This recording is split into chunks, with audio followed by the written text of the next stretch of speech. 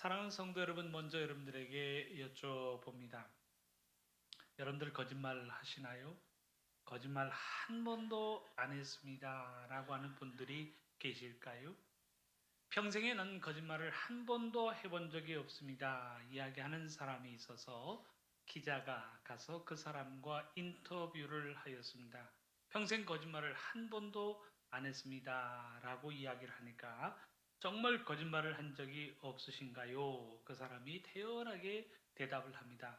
전 한 번도 거짓말을 한 적이 없습니다. 단 거짓말을 한 적이 없다라고 하는 거짓말만 할 뿐입니다. 라고 대답을 하더랍니다.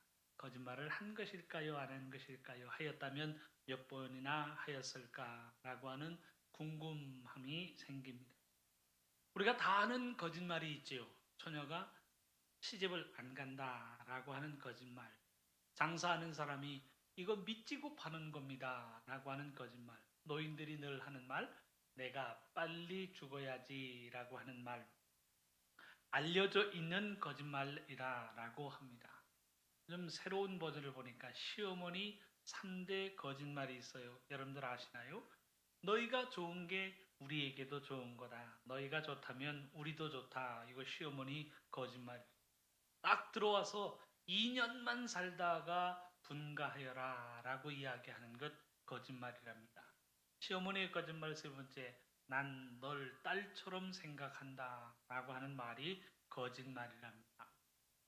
친구들이 하는 3대 거짓말이 있는데 금방 도착할 거야. 조금만 기다려 라고. 그리고 기다리는 시간이 30분이 넘습니다. 무슨 이야기를 하면서 내가 다른 사람한테는 이야기 안 하는데 너한테만 얘기하는 거야 라고 하는 말 거짓말이에요. 혹시 뜨끔한 분 계신가요? 돈을 빌리면서 하는 말 내가 금방 갚을게 내가 내일이라도 갚을게 아무리 늦어도 다음 주에는 갚을게 라고 이야기를 하지만 하몽차사 한 번 빌려준 돈을 갚을 생각을 하지 않습니다. 곰곰이 생각해 보니까 우리들의 삶 속에서도 거짓말이 아닌 것 같으면서 행하는 거짓말이 있습니다. 제가 참 많이 듣는 거짓말이 있어요. 어떤 말이냐면 한번 밥 먹읍시다 라고 하는 목사님 우리 언제 한번 꼭 밥 먹어요. 우리 한번 꼭 식사 한번 하기를 원해요. 그래서 수첩을 꺼내듭니다. 언제가 좋을까요? 그러면 머리 극적극적하면서 제가 연락을 드리지요 라고 이야기를 합니다. 연말이 다 지나가는데도 연락이 오지 않습니다. 그리고 듣기 좋은 거짓말이 있어요. 어떤 거짓말이 있느냐면 목사님 예전이나 지금이나 동일하십니다. 하나도 안 늙으셨어요. 세월의 흐름을 제가 어떻게 느끼느냐면 우리 교회 와서 목양실에서 앉아서 찍은 사진이 있습니다. 조금 거짓말을 보태서 과장해서 이야기한다면 저도 몰라볼 만큼 웬 청년이 앉아 있더라고요.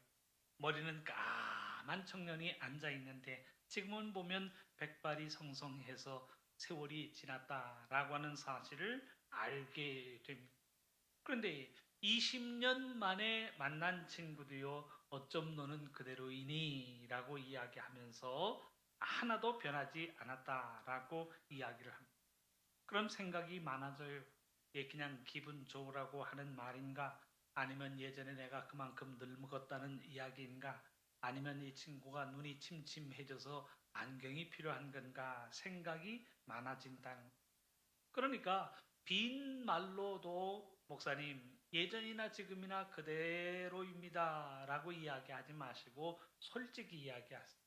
목사님 올해 보니까 세월이 막 흐른 게 느껴지네요. 목사님 올해 팍 늙으셨네요.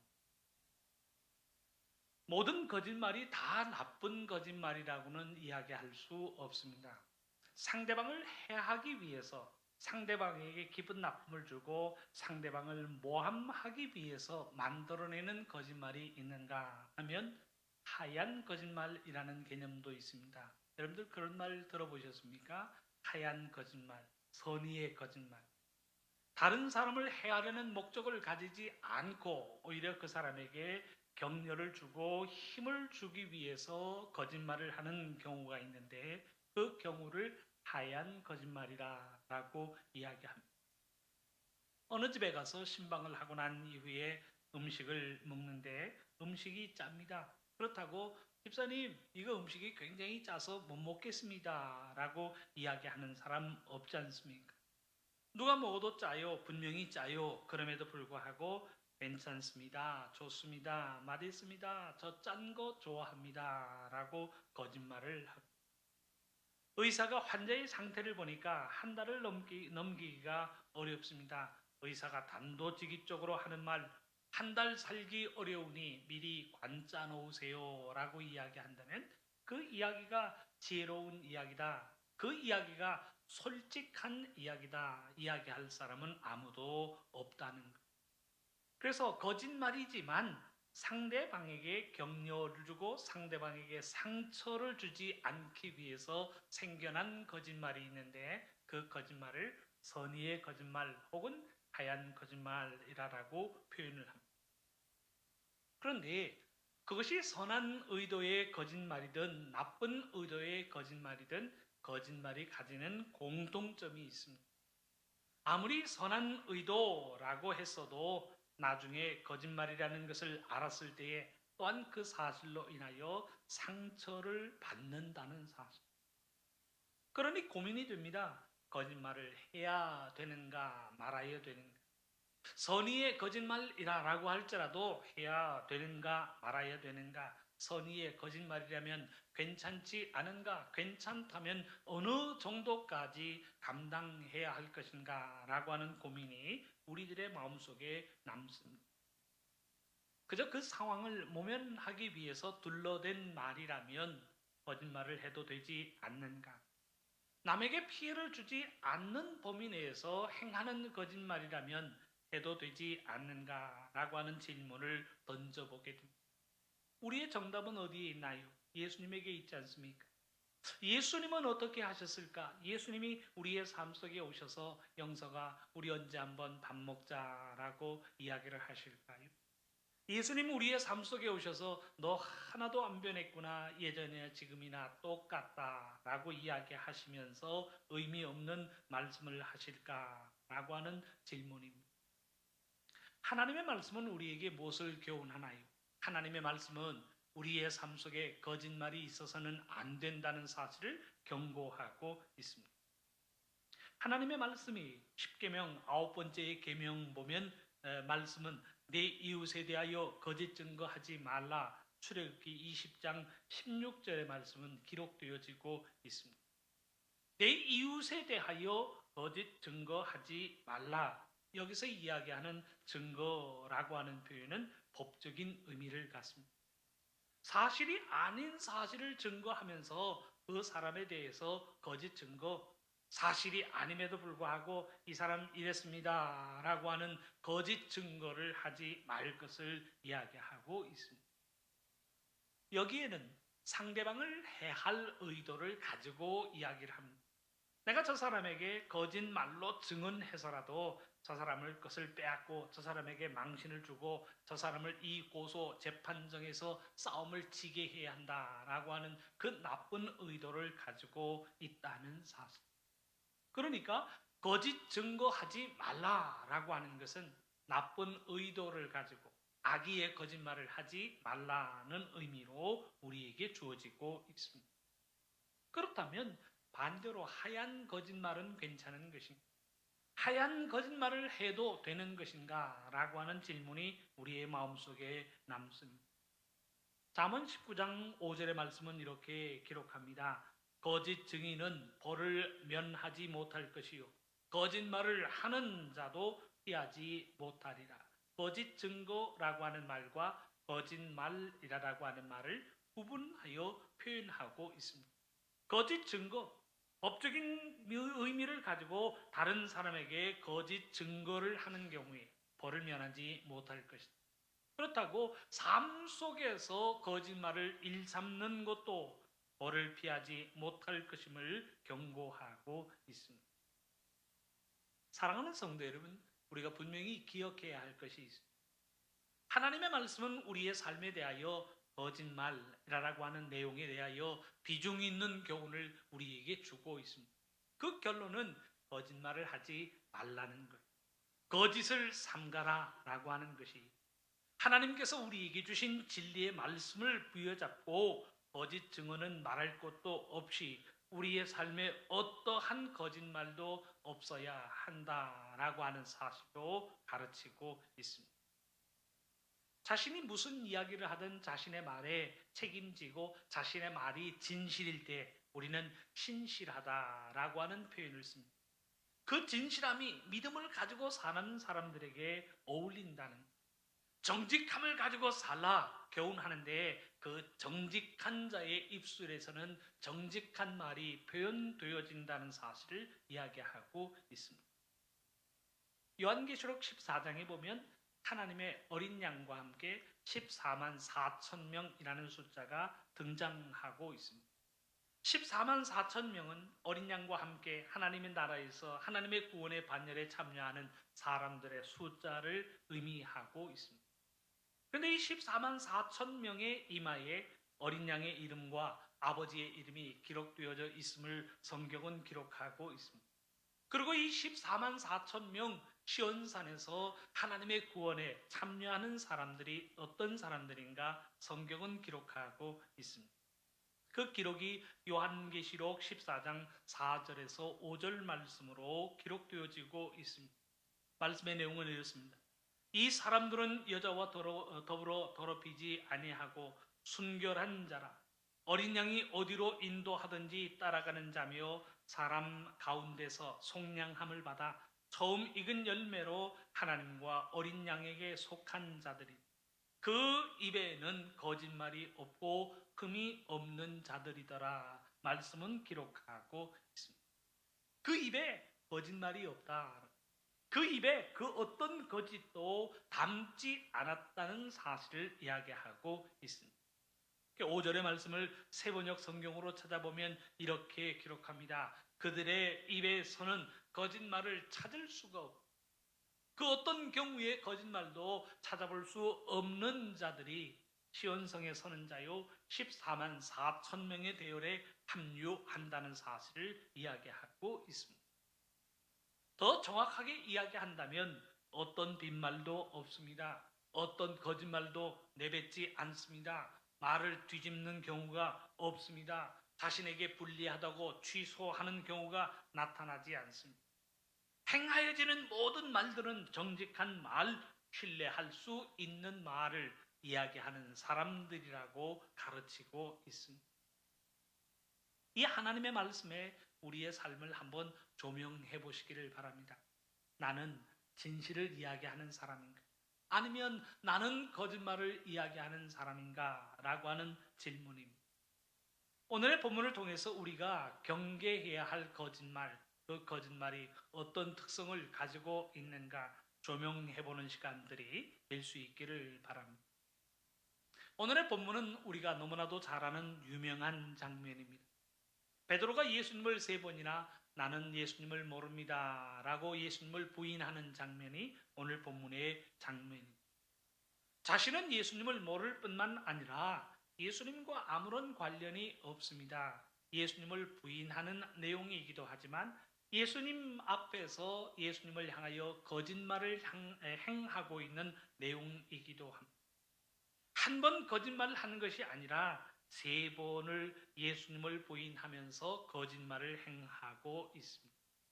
이 베드로의 모습을 통해서 우리가 행하는 거짓말이 있다면 그 거짓말의 특성이 무엇인가 라고 하는 것을 생각해 볼 수 있기를 바랍니다.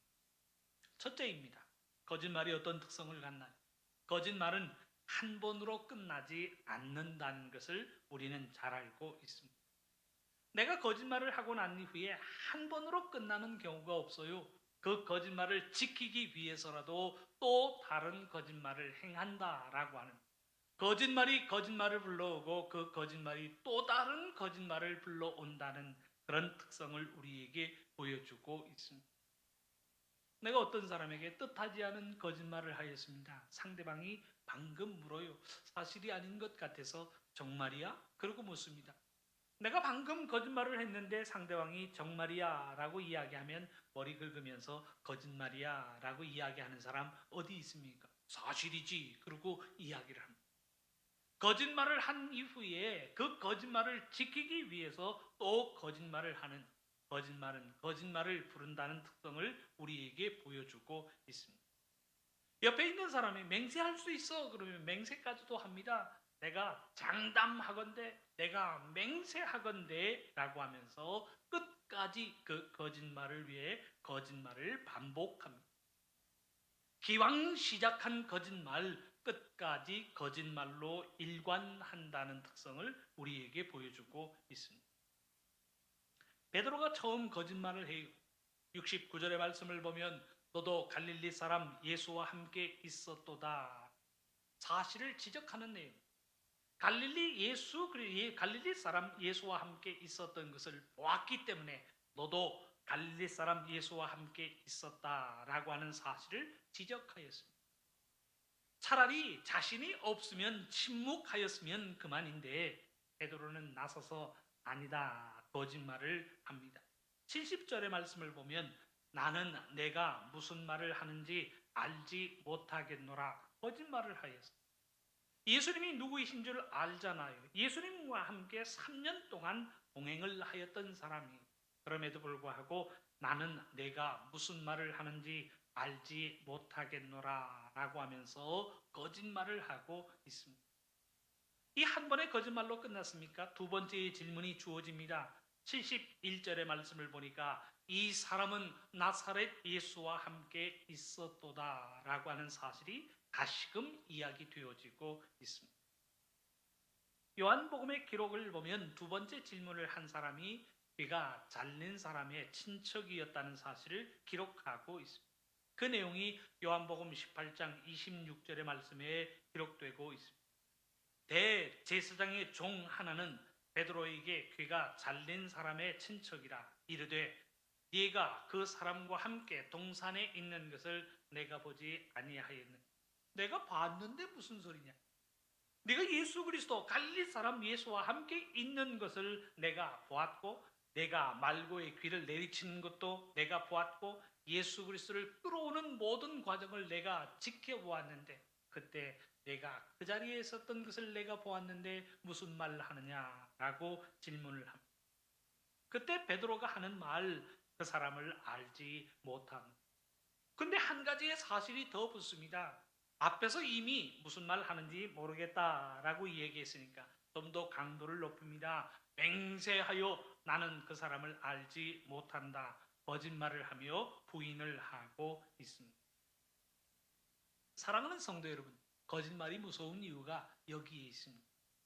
거짓말은 한 번으로 끝나지 않습니다. 한 번의 잘못, 한 번의 거짓말로 끝나지 않고 한 번의 거짓말은 두 번으로, 두 번의 거짓말은 10번의 거짓말로 이어진다는, 기왕 시작한 거짓말, 그 거짓말을 지키기 위해 또 거짓말을 반복하는 모습을 우리에게 보여주고 있습니다. 그렇게 거짓말이 반복되어지는 동안에 이제는 거짓말을 밥 먹듯이 해버리고 맙니다. 그야말로 입만 열면 거짓말이 이야기되어지는 삶의 모습으로 살아가게 됩니다.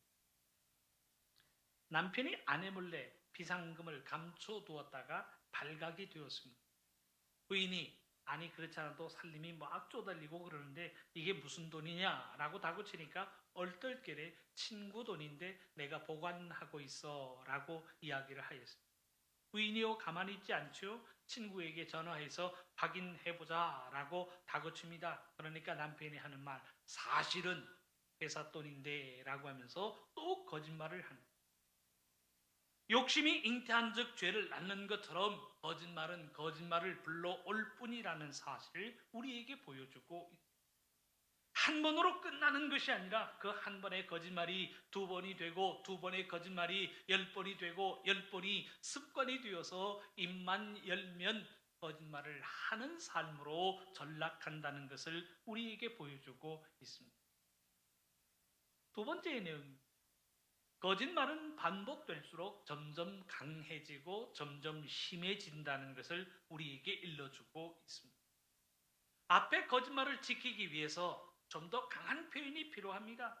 앞에 말을 믿게 하기 위해서 좀 더 자극적인 표현이 필요하니 거짓말이 점점 강해지고 저 거짓말의 표현이 점점 깊어질 수밖에 없다는 것을 우리에게 보여주고 있습니다. 베드로의 모습도 다르지 않아요. 처음에는 네가 무슨 말을 하는지 모르겠다라고 이야기를 합니다. 두 번째는 맹세하여 그 사람을 모른다라고 이야기합니다. 세 번째가 더 기가 막힙니다. 74절 상반절에 보면 그 세 번째의 대답이 기록되어 나타나고 있습니다. 그저 맹세만 한 것이 아니라 그가 저주하며 맹세하여 이르되 나는 그 사람을 알지 못하노라 대답하고 있습니다. 저주하며 맹세하였다라고. 처음에는 대답만 하다가 두 번째는 맹세하여 대답합니다. 세 번째는 저주하며 맹세하여 대답을 합니다. 제가 이 예를 돕기 위해서 현대인의 성경으로 다시 한번 봉독해 드립니다. 베드로는 만일 자기가 그런 사람이라면 저주를 받을 것이라고 맹세하면서 나는 정말 그 사람을 모릅니다 하였다. 바로 그때 닭이 울었다. 처음에는 대답만 하였습니다. 두 번째는요, 맹세하여 대답을 합니다. 세 번째는 만일 내가 그런 사람이라면 하나님께서 내게 저주를 내리실 거야. 나는 정말 맹세컨대 그 사람을 몰라. 점점 더 강한 표현으로 대답하고 있습니다. 우리말에도 그런 표현이 있잖아요. 안 믿어줘요. 그러면 하는 말, 이게 사실이 아니면 내 열 손가락에 장을 찢은다 라고 이야기를 해요. 장을 찢은 사람 아무도 없음에도 불구하고요, 장을 찢은다 라고 이야기를 합니다. 이게 사실이 아니면 내가 당신 아들이다 라고 이야기를 합니다. 이게 사실이 아니면 내가 성을 바꾼다 라고 이야기를 합니다. 거짓말이 횟수가 거듭될수록 자신의 말을 믿게 하기 위해서 더 강한 표현이 등장하는 것입니다. 처음에는 그 사람을 모른다 대답합니다. 그 다음에는 맹세하여 그 사람을 모른다 라고 이야기합니다. 나중에는 사실이 아니면 저주를 받을 것이라 라고 이야기하면서 맹세하여 대답을 합니다. 거짓말이 반복되어질수록 그 표현이 강해지고 있습니다. 어떻게 해서든지 자신의 말을 믿게 만들기 위해서 더 강하고 더 자극적인 표현들이 등장하고 있습니다. 다시 주워 담을 수 없는 것이 말인데 아무도 자신의 말을 부인할 수 없도록 저주를 동원하고 맹세를 동원하면서 나는 그 사람을 모른다. 베드로는 거짓말을 하고 있습니다. 2015년 빌 게이츠가 추천한 책이 있습니다. 책이 발간되어지기는 1954년도에 발간되어졌는데 빌 게이츠가 추천한 건 2015년도에 추천한 책입니다. 책 제목이 참 재밌어요. 새빨간 거짓말 통계라고 하는 책. 이 책은 통계가 얼마나 엉터리인가, 이 통계를 통해서 사람들은 통계의 사실을 믿게 만든다라고 합니다. 자신이 주장하는 그 무엇인가를 믿게 만들기 위해서 사람들은 통계를 조작하고 통계를 제시한다라고 하는 이야기를 남기고 있습니다. 이 책에 보면 세 가지의 거짓말이 등장한다고 해요. 새빨간 거짓말, 누가 보아도 이건 거짓말이다 한 번에 알아볼 수 있는 거짓말이 나타나고, 둘째는 그럴듯한 거짓말, 거짓말인지 아닌지 잘 구분이 안 가는, 그런데 가만히 생각해 보면 거짓말이구나 라고 하는 사실을 알 수 있는 거짓말이 있다고 합니다. 그리고 세 번째가 통계예요. 이 통계가 얼마나 사람들에게 신뢰감을 주고 자신의 말을 믿게 만드는가라고 하는, 그래서 이 통계를 제시함으로 인하여 사람들이 자신들을 믿게 만든다는 근거로 삼는다는 이야기를 남기고 있습니다. 대다수의 사람들이 그렇게 이야기를 한다라고 하는 것보다도 정확한 통계를 제시합니다. 73.5%가 이런 대답을 하였습니다. 얼마나 신뢰감이 생겨. 그냥 많은 사람이 그렇게 이야기를 한다는 것보다도 73.5%라고 하는 구체적인 수치를 제시하면 사람들은 저 숫자가 정말 그렇구나, 저 수치가 맞는 수치구나, 신뢰감을 보인다는 이야기. 이처럼 사람들은 교묘하게 자신들의 말을 믿게 만들기 위해서 가진 수단과 방법을 가리지 않는다는 사실을 지적하고 있습니다. 그러다가 보니까 우리의 삶 속에 거짓말이요 습관처럼 자리하고 있습니다. 얼마나 많은 거짓말이 반복되어지는지 자연스럽게 거짓말을 합니다. 슬슬 넘어가는 부드러운 거짓말의 달변가가 되어가고 있습니다. 아무도 눈치채지 못하는 거짓말들을 얼마나 많이 반복하고 있는지, 나를 믿게 만들고 나를 신뢰하게 만들기 위해서 더 강하고 더 자극적인 내용들이 생산되어지고 있다는 것을 우리에게 보여주고 있습니다. 세 번째가 보이는 거짓말의 특징입니다. 거짓말의 결과가 무엇일까요? 셋째로 이야기하고 싶은 것은 거짓말의 결과는 후회스러움을 우리에게 가져다 줄 뿐입니다. 거짓말을 하고 난 이후에 시간이 지날수록 그때 내가 왜 거짓말을 하였을까라고 하는 마음속의 후회와 자책감이 자리하게 됩니다. 내가 진실을 이야기할 때에는 손해를 보고 창피를 당한 것 같지만 진실을 이야기하고 난 이후에는 내가 그때 솔직하게 이야기를 참 잘했다. 시간이 지날수록 마음속에 기쁨과 확신이 자리하게 됩니다. 근데 거짓말을 한 경우에는 안 돼. 시간이 지날수록 불안합니다. 시간이 지날수록 후회가 자책감이 마음속에 자리하게 됩니다. 위기는 모면하였어도 마음은 허망하여 넘기기는 하였지만 말 못할 공허함이 마음속에 자리하게 됩니다. 이것이 거짓말이 우리의 삶 속에 가져다 주는 결과라는 사실. 베드로의 모습을 한번 생각해 보시기를 바랍니다. 거짓말을 하였어요. 순간 위기를 모면하였습니다. 그런데 악이 오는 그 순간 베드로는 자신이 거짓말을 하면서까지 예수님을 부인하고 있다는 사실을 알게 되었습니다. 마음속에 느껴진 것이 무엇인가요? 위기를 모면하였으니 다행이다. 위기를 넘겼으니 됐다. 편안함이 마음속에 자리하였습니까? 위기는 모면하였어도 마음속에 허망함이 자리합니다. 닭 울음소리를 듣는 순간에 밖에 나가 심히 통곡하였다는 사실을 기록하고 있습니다. 본문 75절 하반절의 말씀이 닭 울기 전에 내가 3번 나를 부인하리라 하심이 생각나서 밖에 나가서 심히 통곡하니라 말씀은 기록하고 있습니다. 거짓말을 하고 난 이후에 마음이 편안하여지고 위기를 넘긴 이후에 마음이 즐거워진 것이 아니라 오히려 통곡함이 자리합니다. 내가 왜 거짓말을 하였던고 통곡하며 우는 모습을 우리에게 보여주고 있습니다. 사랑하는 성도 여러분, 거짓말로 인하여 상황을 모면하고 위기를 넘길 수는 있겠죠. 그런데 거짓말은 우리의 삶 속에 후회를 가져다 준다는 사실을 우리는 명심해야 합니다. 영원한 거짓말이 없습니다. 거짓말은 들통이 날 수밖에 없어요. 들통이 나는 그 순간 나는 왜 그랬는가 후에 막심함을 마음속에 간직할 수밖에 없습니다. 이미 거짓말을 하였고 또 거짓말을 하였는데 어찌 바꿀 수 있겠습니까? 마음속에 무엇으로도 대처할 수 없는 후회와 허망함이 자리한다는 사실을 우리에게 보여주고 있습니다. 하나님의 말씀은 진리는 영원하다, 진실은 영원하다라고 이야기합니다. 어느 순간에도 거짓은 영원하다라고 우리에게 가르치지 않고 있습니다. 이 세상에서는 거짓말이 통할 수 있겠지요. 이 세상에서는 완벽한 거짓말이 존재할 수 있겠지요. 그런데 저 하나님의 나라, 하나님 앞에서는 모든 것이 사실대로 밝혀진다는 사실을 우리는 잘 알고 있습니다.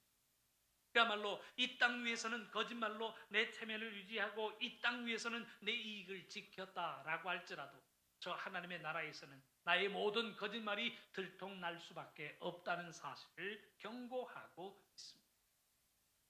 내가 무슨 말을 하였는지 다 들통이 나는 거예요. 내가 어떤 행동을 하고 다녔는지 하나님 앞에서는 다 밝혀진다는 사실을 경고하고 있습니다. 내 거짓된 생활이 밝혀지고 내 거짓말이 밝혀지는 순간 내가 얼마나 창피하고 부끄러울까. 모든 것이 다 드러나는 그 순간에 창피함을 당하고 부끄러움을 당할 수밖에 없다는 사실을 말씀은 경고하고 있습니다. 그러니 그 순간 그 하나님 앞에서 창피함을 당하지 않기 위하여 우리는 이 땅 위에서 우리의 삶 속에 어떤 거짓도 삼가야 한다는 사실을 교훈하고 있습니다. 사랑하는 성도 여러분, 어떤 거짓말이든 결과는 허망함으로 끝납니다. 어떤 거짓말이든 후회감을 우리에게 가져다 줍니다. 왜 그랬을까 하는 순간 통곡하지 않을 수 없는 후회 막심한 결과를 우리에게 가져다 주는 것이 거짓말이요 거짓된 삶이라는 사실을 기억해야 합니다. 그러니 하나님의 말씀은 전합니다. 요한계시록 21장 27절의 말씀입니다. 현대인의 성경으로 제가 봉독해 드립니다. 그러나 더러운 것과 역겨운 짓을 하는 사람과 거짓말쟁이는 그 성에 들어가지 못하고 오직 어린 양의 생명책에 이름이 기록된 사람들만 들어갈 것입니다. 말씀은 기록하고 있습니다. 어린 양의 생명록에 이름이 기록된 사람, 그 사람들만 들어가는데 어떤 사람들이 그 나라에 들어가지 못하는지를 기록하면서 더러운 것, 역겨운 짓을 하는 사람, 거짓말쟁이라고 하는 표현이 나타나고 있습니다. 결국 이 말은 거짓말을 일삼는 사람들은 생명록에 그 이름이 기록될 수 없다는 사실을 가르치고 있습니다. 사랑하는 성도 여러분, 우리의 삶 속에 그 어떤 거짓말도 삼가는 삶이 될 수 있기를 바랍니다. 아무리 그것이 빈말이고 아무리 그것이 다른 사람에게 상처를 주고자 원하는 뜻이 없다라고 할지라도 거짓말을 일삼고 빈말을 일삼는 가운데 우리의 삶 속에 거짓말이 틈타고 들어올 수 있는 가능성을 내보이는 것입니다. 물론 이 말은 보이는 대로 말하고 생각나는 대로 표현하자라고 하는 의미는 아닙니다. 분명히 그리스도인들의 언어는 덕을 세워야 하고 상대방을 격려하는 말이어야 합니다. 희망적이고 긍정적인 표현을 하여야 합니다. 오늘의 본문을 통해서 우리가 거짓을 삼가자라고 하는 교훈의 의미가 무엇인가요? 빈말을 삼가야 합니다. 옮기는 말을 삼가야 합니다. 과장하는 말이 없어야 합니다. 험담과 소문이 없어야 합니다. 수군거리는 말을 삼가야 합니다. 까발리거나 들추어내는 말이 없어야 합니다. 남이 들으면 안 되는 말들, 수군거림이 우리의 삶 속에 없어야 한다는 것입니다. 사실이 아닌 것을 사실인 것처럼 말하는 것이 거짓말입니다. 거짓말을 버릴 때 정직함을 가지고 하나님의 사랑을 이룰 수 있다는 사실을 우리는 기억해야 합니다. 정직함 때문에 창피를 당할 수 있어요. 내가 솔직히 이야기한 것 때문에 불이익을 당할 수 있습니다. 그런데 창피함을 당하고 불이익을 당하는 것이 낫다는 이야기. 거짓말로 숨기고 감추고 있다가 거짓말쟁이로 찍혀서 하나님의 나라에 들어갈 수 없다면 정말 큰 것을 잃어버리는 것 아니겠습니까? 차라리 이 땅 위에서 정직하게 이야기해 창피함을 당하고 손해를 당하는 것이 훨씬 낫다는 이야기. 정직함을 간직해 손해를 보더라도 그 정직함을 간직해야 하나님의 나라에 들어갈 수 있다는 사실을 우리에게 가르치고 있습니다. 바라기는 우리의 삶 속의 모든 거짓을 다 던져버리고 오직 진실됨으로 하나님의 사랑을 이루는 우리들의 삶이 될 수 있기를 바랍니다. 그 진실된 사랑을 가지고 하나님의 자녀로 인정받는, 하나님의 성도로 인정받는 우리 모두의 삶이 될 수 있기를 주님의 이름으로 축원합니다.